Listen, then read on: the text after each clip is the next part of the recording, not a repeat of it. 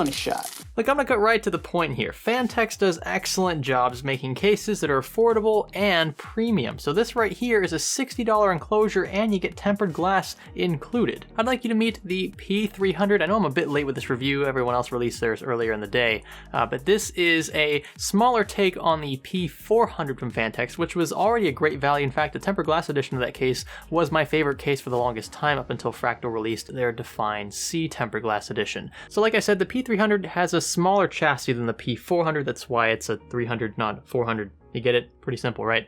So the case doesn't go as far back. That's the first thing that you'll notice here. Also, the basement is kind of like a part of the chassis, so you can see and feel the basement on the exterior of the case, and the tempered glass actually only goes down to where the basement begins. I actually think it's pretty cool. It gives this case a bit of flavor and definitely distinguishes it from its competition. Also, being that this is only a $60 enclosure, seeing tempered glass on board is definitely a plus. And no, it's not extra tinted. It's just slightly tinted, just enough in my book. In terms of hardware support, we're looking at ATX motherboards and smaller, only because there is an indentation here, kind of like the Fractal Define C case, that gives more room in the back for cable management, cable storage in general. I think that this is a worthy compromise. Most people aren't going to use eATX cases. The few that do are always going to make a big deal about how these cases don't support eATX, but the fact of the matter is a majority of people are using ATX size motherboards and smaller, so I don't see a problem going with the better cable management in the back. Speaking of which, it's very clean back here. It's very easy to kind of maneuver cables and store things that you really don't need, especially if you don't have a modular power supply. I love the space in the P300. It's actually an easier case to build in, believe it or not, than the P400. Regarding fan and radiator support, this actually takes on kind of like an NZXT S340 vibe. So you've got a single 120mm fan support in the back.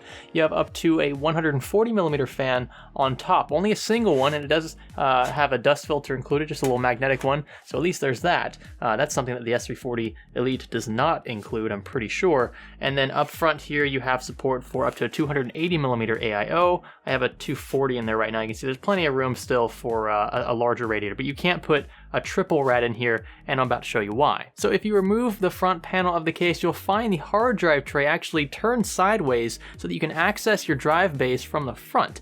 This is actually pretty cool, and at the same time, it does kind of cut into space in the basement. So I have a really large power supply here. Actually, there are power supplies larger than this one on the market, but this one's considerably larger than the average power supply for a mid-tier build, and it will not fit, including the cable lengths. There's no way you can get this power supply to fit in here. So I had to use a smaller form factor power supply because the hard drive tray was left intact. If you want more space down here, you can remove the hard drive tray, of course, though. There's nowhere else to put 3.5-inch drives. Keep in mind, this is still considered a mid-tower case, so there are 7 PCIe slots at the rear. Again, that 120mm fan rad support. Up top, you have your motherboard rear I/O cutout. Down below, just a simple power supply mounting system. No extra, hinge or anything like that to worry about here. Just slide your power supply in from the right side of the case. The P300 stands firm on the ground with its 4 large feet. I'd say there's about an inch or so of breathing room for the power supply if you orient your fan downward. And on the bottoms of the feet, you'll find little foam pads to keep things from, getting scratched up on your desk. As for front I/O, the case is sporting a headphone jack, microphone jack, and 2 USB 3.0 ports. I can't really complain here. It's a $60 case, so having the extra USB ports would have been nice, but at least you got some up here. Also, there is an RGB cycle button up front, which will change the color of the power button up top, as well as the thin LED strip at the front of the case on top of the basement. The P300 also includes extra wiring harnesses if you want to attach some compatible LED strips or even sync it up with your motherboard's lighting system. Pretty cool how they've done this.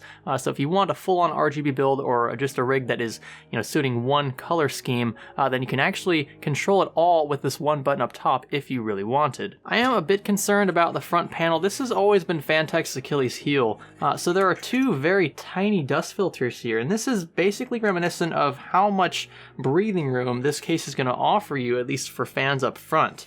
There is another dust filter kind of integrated down here at the base. So there are dust prevention mechanisms built into the front panel, but the front panel itself is rather constricted. I would say this is more restrictive than the typical Define C, Define S from Fractal Design. Also, maybe even slightly more restrictive than the S340 Elite because there are these grill little slots here and it's not just an open space for air to flow through.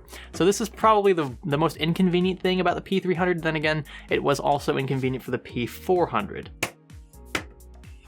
snaps in nice and sturdy. There are two other issues I have with this case. At this point, I'm just really being picky because if you consider the $60 price tag, this case is a huge bargain. I'm going to recommend this case to anybody looking for a relatively affordable case that also includes some amenities like tempered glass and RGB integration. The one thing that I'd like to see with the basement is a cutout for VGA cables. There's not one of those, which means you have to route your graphics card cables through the slots at the rear where you would funnel your 24-pin and USB 3.0 and such. And that's the other thing I want to complain about. I'm not the biggest fan of the way they've done this. They're angled at 90 degrees, so the cutouts are going to make your cables look slightly kind of just crushed and constricted. I'd like to have seen maybe a 45-degree angle here, or just simple cutouts facing the right side of the case. But I've got to be honest in this regard as well. This is a huge bargain. Huge bargain for $60. Cannot stress that enough, despite the few downfalls that really, I mean, you can't chop this case for at $60. This is one heck of a bargain, and I'm going to recommend it to anybody looking for a case that's not $100. This is probably the best case at $60, period. And I say that with confidence. I haven't built in anything this cheap that is this nice to build in, that's this easy to build in, and that looks this good either. As always, you can find this product linked in the video description along with its P400 counterpart. Slightly larger case, but it does offer a bit more breathing room for custom loops and whatnot. It'd be pretty difficult to fit a custom loop in here. You'd have to really cut back on radiators and things that are fairly important for custom loops. If you want to support us on Amazon, you can click any of those links and buy products via those links, and that will give us a small kickback, and we do recycle most of that money back into the channel to bring more content like this. I actually just went to Best Buy and purchased about $500 worth of storage drives, so it does really help us out, and it lets us build more PCs like these and in cases that are as beautiful as this one, and frankly even more beautiful. For $60, this is a great case. There are better cases out there, I'm gonna be honest, but for $60, there is no better case that I've come across that is this great of a bargain. If you like this video, be sure to give it a thumbs up, thumbs down for the opposite, click subscribe button if you hadn't already, and stay tuned for more stuff like this on the channel. This is Science Studio. Thanks for building with us.